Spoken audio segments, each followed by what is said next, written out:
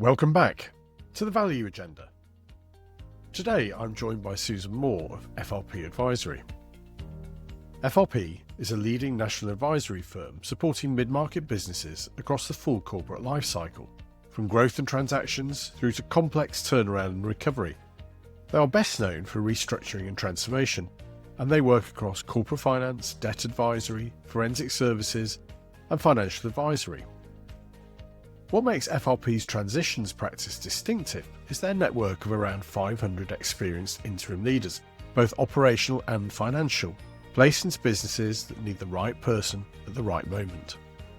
Susan has been building that network since FRP's inception in 2010, and restructuring remains very much at the heart of what they do. This is the Value Agenda. Let's get into it. I'm interested in how did FRP move to that transition service? Because I think that's unique amongst the marketplace. I think it started off actually when we were in the former company and we were just a small turnaround panel. And basically the partners that worked in it would either be so busy doing the work that they would just get phone calls from people going, can you help us? Have you got anybody who can do so-and-so? One of them had a light bulb moment. I thought we should be doing this for ourselves. So that's how it all started. And I took that role up and then moved over with FRP. And we've just grown it ever since. I mean, I suppose the way that we work is slightly different from interim providers as much as it's very much a relationship-led piece as far as FRP is concerned. But it's worked for us across our whole network of not just the partners, but also the PE funds and the banks and the restructuring lawyers and so forth that work with FRP on a daily and weekly basis. Great. It's been a good journey. It's been a nice journey. Excellent. The fact you've got 500 people that you can call upon for every situation is really impressive. It's a movable feast. As some people join that network as FDs and CFOs and so forth, and are now doing non-exec roles and even chair roles, and then we fill in again from the bottom. And obviously, in that period, people have retired and gone on to do other things, or just retire. But we feel, and the other thing that's changed is sectors change. So we'll come on to the sector specialism piece, but there are always new sectors coming in. One of the things we're concentrating on at the moment is the blockchain, because it's going to be in our world fairly quickly, and we're going to need expertise in that area. So yes, it's very much a movable feast, the network. No, that's great. And what differences have you noticed since 2010, the nature of the sort of expertise required, particularly in turnarounds? Has that changed? Oh, very much so. Very, very much so. Yes. Out with the old guard, in with the new, but it's not been as black and white as that. Yeah. It has actually, it's morphed over the years into being perhaps not such a dark art. I used to explain the turnaround guys coming into the office as their ego turned up 10 minutes before they did. And I think that gives you a good indication of the sort of the power that they felt that they wielded and possibly did. And that's just not there these days. Very much more looking at the empathy and the character of the person, and how they're going to work with the business and with the stakeholders. You want somebody that's got real gravitas, not necessarily an imposing character, and therefore this is supposedly gravitas, because it isn't. It's just perhaps an arrogance. I'm possibly using stronger words than might be right, but it is as black and white as that. Yeah, I think many people, when you say that you have a turnaround person, they imagine, even though I'm a white middle-aged man, they imagine a white middle-aged man, possibly with a red face, shouting at people and firing everybody. And whilst that may have been true in the past, and I don't think that, unless you're in an extremely distressed position where you actually do need that command and control. I just don't think it works with organisations anymore. No, it doesn't. No, it doesn't. And you certainly don't get the best out of the people that are there. And they are in a very, very stressed situation. And I probably have been in that situation for some time before you as a TD go in there. So, they've been living with this for day in, day out, and possibly at night as well, for a number of months before anybody goes in. And you have to take that and know that it's sitting in the background there. So it's interesting you say that businesses live with these problems for a long time, probably longer than they should do. Why do you think there's that reluctance to seek help? I think in a lot of cases it's considered a weakness, that management need to ask for help. I mean, I don't know how many you've gone into a lot of businesses. I bet in the majority of cases it's been the stakeholder or the investor that's been saying to you, Oliver, this business needs somebody, that it hasn't actually come from the chair or the CEO saying we need help. It's usually a referral in. And I think that they'll start off by thinking they can do it themselves, that they ought to do it themselves, and there probably are times when they can. But as it gets worse and as the situations evolve, they get out of their depth and don't want to share that with somebody else. They want to hide it in some way. So yes, it's very much up to and indeed I think over the years we've all tried to do this, is to open up and say, get help quicker. Yes.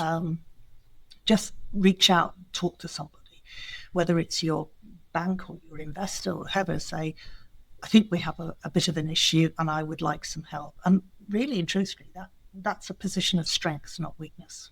Yeah, I absolutely agree. To be able to say that. Absolutely agree. And I think what you said about, our experience does play to what you said in terms of it's often an investor, whether that's private equity interest or it could be family interest, whatever, who generally says to the business, you need to sort this out. And if you don't sort it out, we'll sort it out for you. For you, yeah. And by the way, it might be worth talking to somebody like Kingsgate, who might be able to come in and do this with a good view and get to the right result. Yeah. Just thinking about the investor side of things, how do you think the growing number of private equity investors, particularly in the UK economy, has made a difference to that turnaround space? I think to a degree, the world of private equity and equity, again, don't necessarily want to want the outside world to see a failure within their portfolio. And so they possibly keep it amongst themselves for a little bit too long sometimes. Saying, well, we've got somebody on the board as a non-exec, we can manage it from there.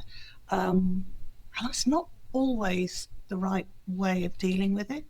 I'm sure you've had the same conversations, that everything is all right, and actually when you've gone round the table 20 times, suddenly an issue comes up and it's like, the only thing is, and then you get to the nub of it, why you're actually talking about a particular business in their portfolio. I suppose one of the ways they covered off on this is by having their own operational portfolio managers within their funds. But obviously you've got to have a fair amount of investments for that to be a useful tool for you. If you've only got half a dozen investments, then you can't really have an operational partner, because it's just not going to be viable. So therefore they've got to come out to companies like yourself, the Kingsgate and so forth, and the independents. But I do think sometimes they could do with asking for help a little bit quicker than they do sometimes. Yes, I think I'd agree with that. I mean, I think some of it's the sort of subtlety, even just around the language. So in this podcast called The Value Agenda, because I think everything is talked about in terms of value today. So that's value creation, if you're looking positively, or value protection, I guess we'd call it otherwise. Yeah. And just we need to use that sort of language as some of the investors that we speak to, because talking about turnaround, talking about potential failure, that's not language that necessarily all private equity investors and venture capitalists, etc., want to hear. However, type of conversation about value, that's a different proposition. Yeah. But doesn't that tend to lead on from our original conversation, which started with the old and the new and the turnaround? Yes, yeah, absolutely. Everything's becoming a lot softer, a lot more inclusive, not quite so, out with the sword and let's fight this battle type of thing. Yeah. It's all becoming a lot more about engagement and as you say, the protection of value, the protection of roles, jobs, people's livelihoods. It's a lot more, it has come to the forefront. Yes. In recent years, I think. That's right. I'm just thinking, going back to you saying that sectors change and sectors come in and out of fashion, really, depending on what's happening with the broader economy. And it would be really interesting to understand your thoughts on what balance should we have between sort of sector specialism and sort of more situational skills, having been in difficult situations previously. My view, and always has been, to be perfectly honest, is that it's the situational expertise that is in this instance in turnaround, transformation, whatever you want to call it, is the most important. And if you can get somebody that's a really good turnaround director, CRO, whatever you want, and they happen to have some knowledge about the sector, even better. But that can be actually quite an intangible piece that, they might just loosely have some connection to the sector. But I don't actually think that in a lot of cases, not all, but in a lot of cases, that the sector actually is that relevant. There are one or two like heavily regulated industries, or if you're dealing with the FCA, or maybe construction, there's some of those sort of roles where you do have to have a knowledge. But actually being able to ask the really basic questions because you don't know the sector, and then going, but why? But why again? And I'm sorry, but why would you do that? And you suddenly find out, well, it's BS, isn't it, really? and then you suddenly find out that that's what you're dealing with. Equally, you've got the situation that if somebody comes in from the good knowledge of the sector, certain things just get missed because it's a given. So you don't ask that question because it's a given. We know what the answer is. And actually, if you don't know anything about the sector, you ask that basic question. And suddenly there's this light bulb moment of, that's where our issues are, aren't they? And it can't be that simplistic. It's very, very strange, very strange. But I think to be able to go in and just go, I don't know a lot about your sector, however, I want to understand, and I want to understand your job, whoever you are in that organisation, from the CEO down to the shop floor. I can ask that question. And I'm not silly, I'm not stupid. I don't know the answer because I don't know your sector. That resonates very, very clearly with me. I spend a lot of my life asking what might be really stupid questions, but quite often that's a good way of getting into that insight, particularly, as you say, from those who are down on the shop floor, who actually know what's really going on. Because I always think whenever I go into a business, all the people within the business know far more about that particular business than I will ever do. But getting some of that information from them and being able to turn that quickly into action is what you get from having experience of having to work in difficult situations. I mean, just thinking about our recent clients, we've got clients across telecoms, retail, professional sport, healthcare, none of which we are absolutely experts in, but we do bring some sector expertise in to help with that. But it's more, as you say, that situational experience of how do you keep everybody calm in a difficult situation and get the right result for the company and for investors. Yeah. I think it is really important. I think you can align yourself, as you said, with the shop floor, with those ones, you can align yourself with those people much easier. I mean, you do get pushback particularly from management. I don't think you get the pushback from the investors as much these days without the sector specialism. But with management, you will, and you can. And my answer has always been to them, well, surely you are the experts. Because if you don't know your own sector, I wouldn't say that, but the assumption is, you are the sector experts. You just happen to find yourself in a situation at the moment that you're not an expert in. Your team aren't an expert in, so therefore, let us help you. You mentioned construction as being one of those areas where there's quite an emphasis on having that sector knowledge. Are there any others that spring to mind which are more difficult, I guess, without that sector input? I think financial services in particular is probably because it is so regulated, and also, I mean, if you've got a financial services business that is in a little bit of trouble and the FCA are taking an interest, then they will want somebody in there that is basically the FCA have comfort in. Yes, yeah. Possibly when you get into the realms of somebody calls it, we met the other day, deep tech, which is the really, let's put it this way, if I had a brief, I wouldn't really understand the words that were even written there. I think then definitely you possibly need somebody that's coming out of that. This blockchain thing is probably another one, in as much as it's as much about understanding the processes and the systems, but once you've got this is a conversation I actually had with a TD a couple of weeks ago, who has, with FRP, they have done a turnaround on a blockchain business, which is a first.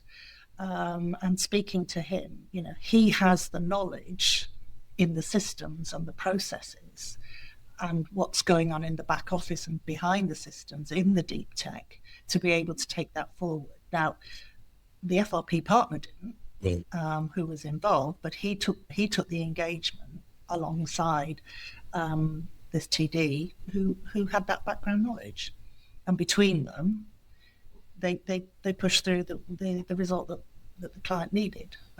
So yes, that was a really interesting one, and probably the first we've done in that sector. That's really interesting, and that will be an ongoing thing, as you say, with all these advances in technology. And I don't pretend to understand much of this either, but there are people there who you would need to involve, which sort of leads me onto another thought.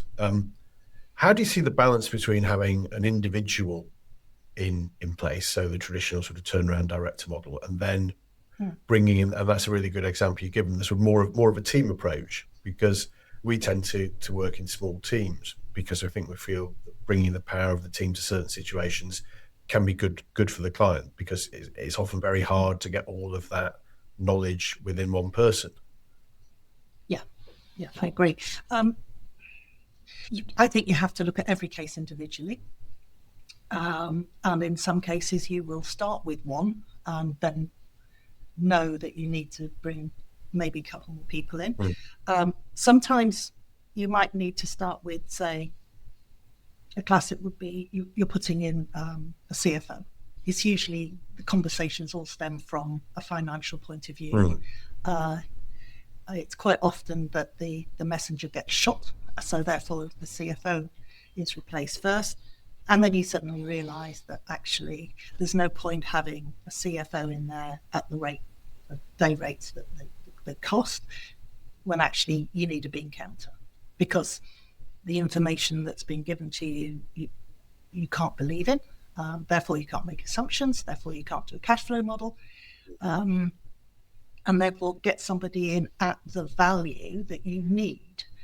Equally, the financial position of the business is only actually telling you what the operational side of the business is actually doing, which is, failing might be a bit too strong a word, but there are issues. So therefore, you can't expect your CFO or your CRO, who have got their sector specialism in the turnaround, to be able to go into the operational side and go, this is wrong, that's wrong, why is that happening? Why are you only running one shift when you could run two? Whatever.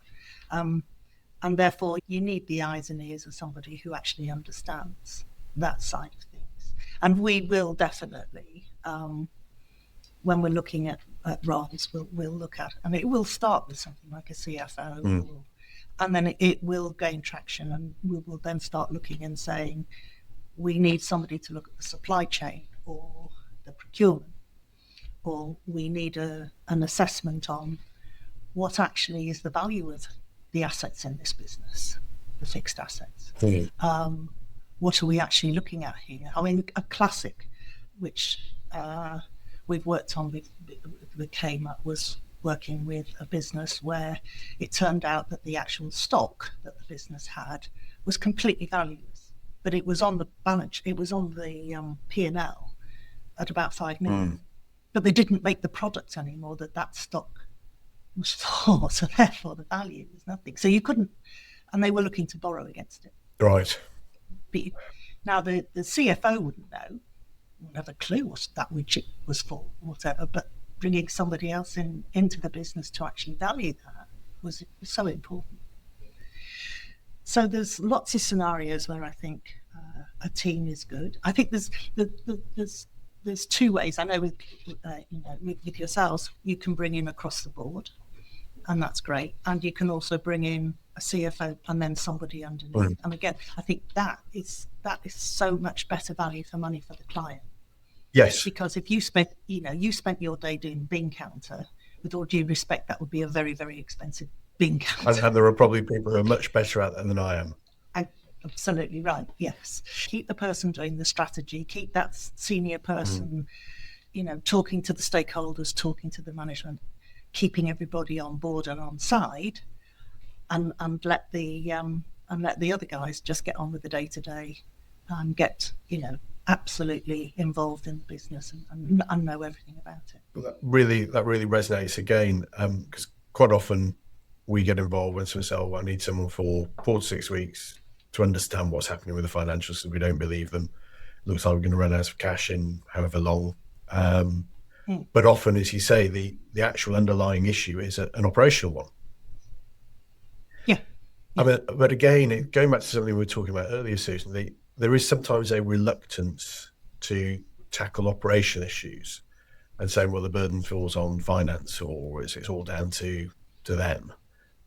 How do you think you get over that reluctance to actually go down and look at the operational side? Because, as I say, often that's where the biggest gains are, and some of the things that you've been giving us examples.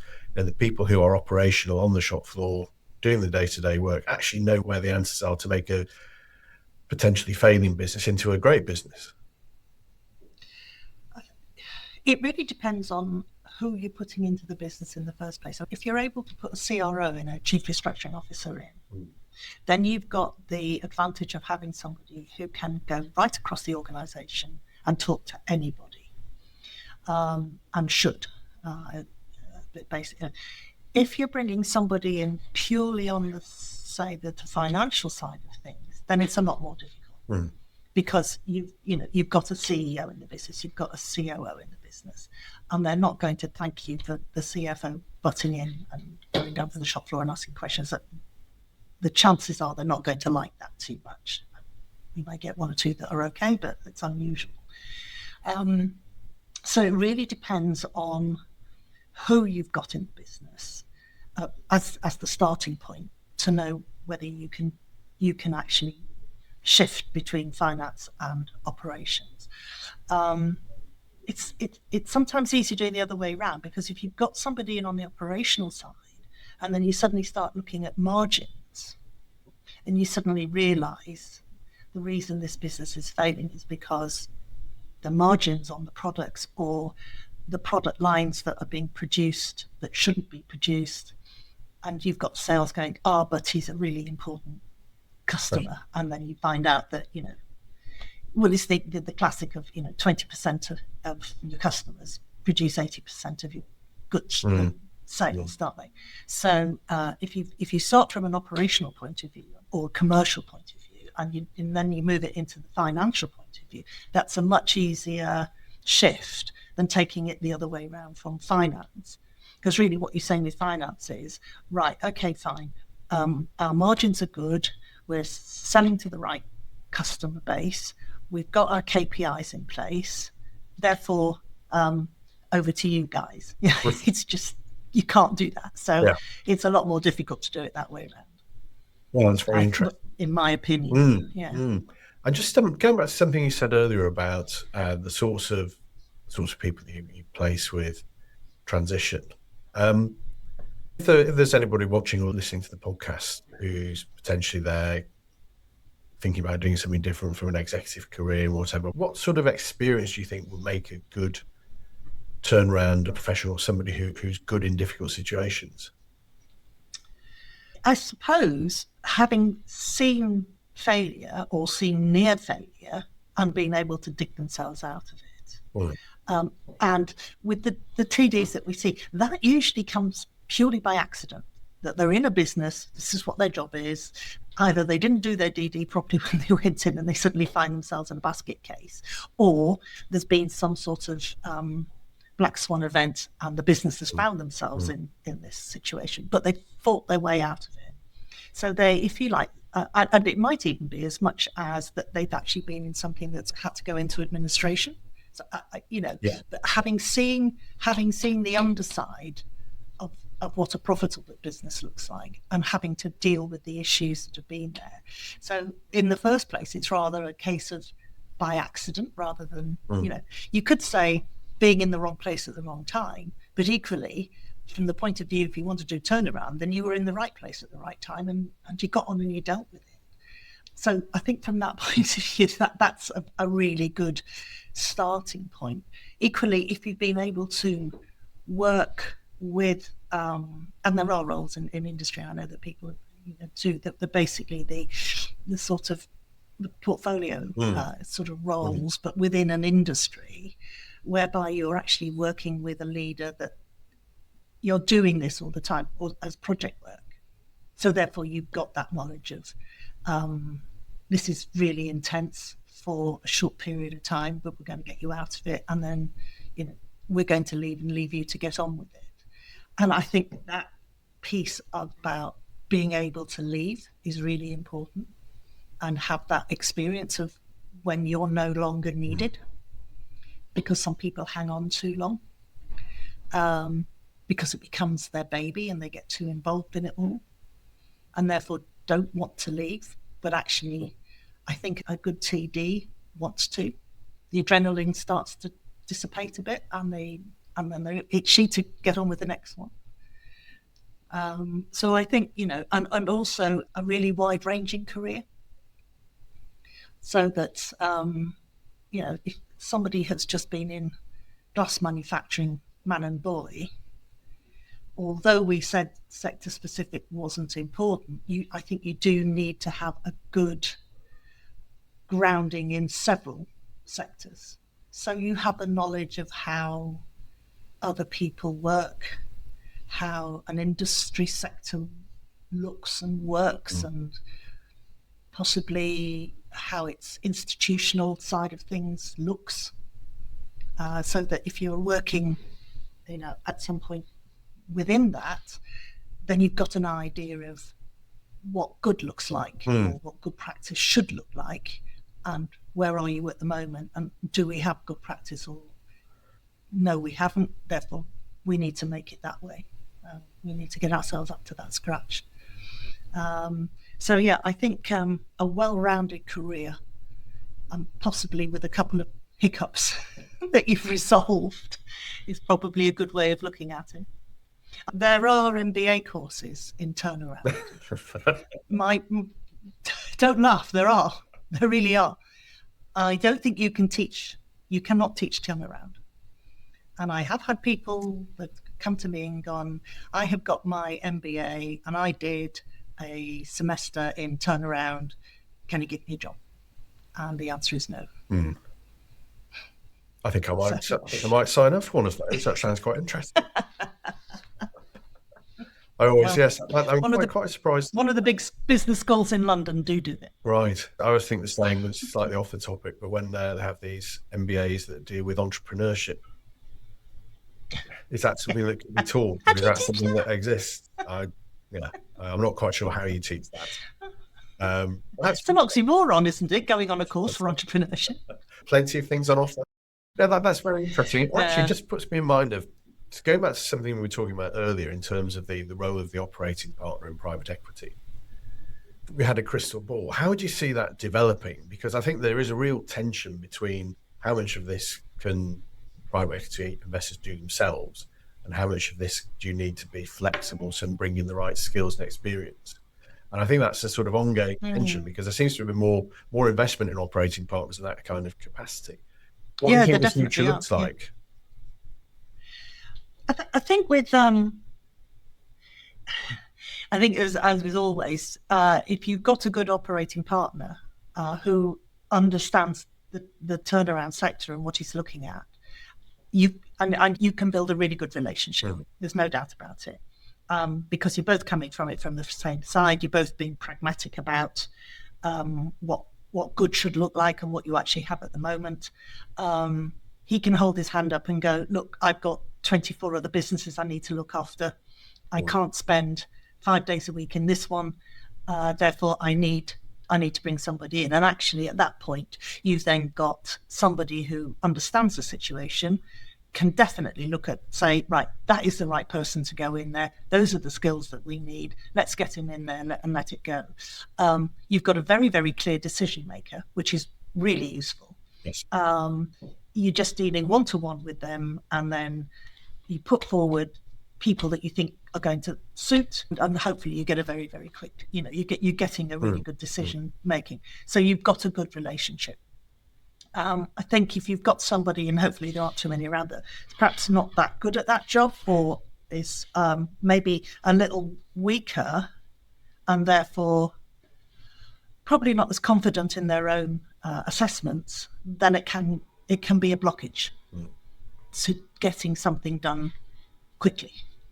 So I think it's, as a lot of things in our industry are, it's about the relationships that you're able to develop, and the trust that you can develop with people. That's really great.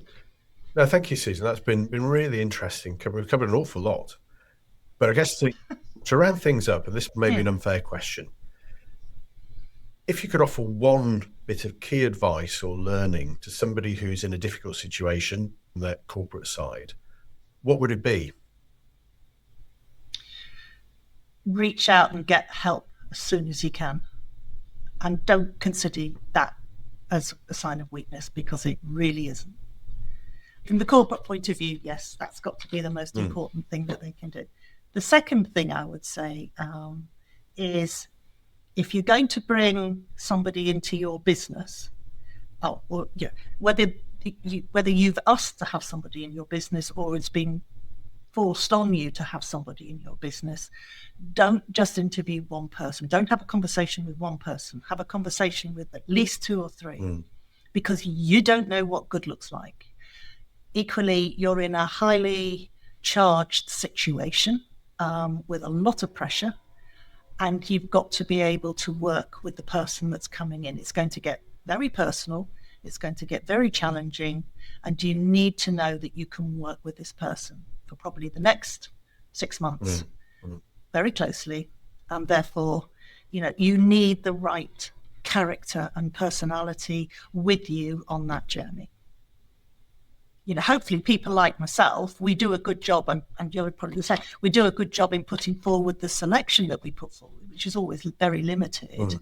So therefore, yes, you've got 3 people maybe that have got all the right skills to do the job, and now it's down to the corporate saying, I think I can work with Joe Bloggs better than I can work with the other 2 people. Yes. And it's it's the completion of the circle then. No, that makes perfect sense. Well, thank you, Susan. Thank you for sharing your insights with us. That's been absolutely fascinating. It's okay. Thanks again to Susan. That was a brilliant conversation. The things we kept coming back to: the financial picture is never the whole picture, the importance of asking the questions nobody inside the business thinks to ask anymore, And the fact that the best operators are drawn to the intensity of this work rather than deterred by it, really, really interesting. Those lessons apply whether you're in manufacturing, retail, sport, or anywhere else facing pressures. At Kingsgate, we've been doing this for over 20 years. So if a business you are close to is showing signs of distress, come and talk to us. The earlier the conversation, the more options you have. You'll find details on us at kingsgate.uk.com. See you next time for more from the Value Agenda.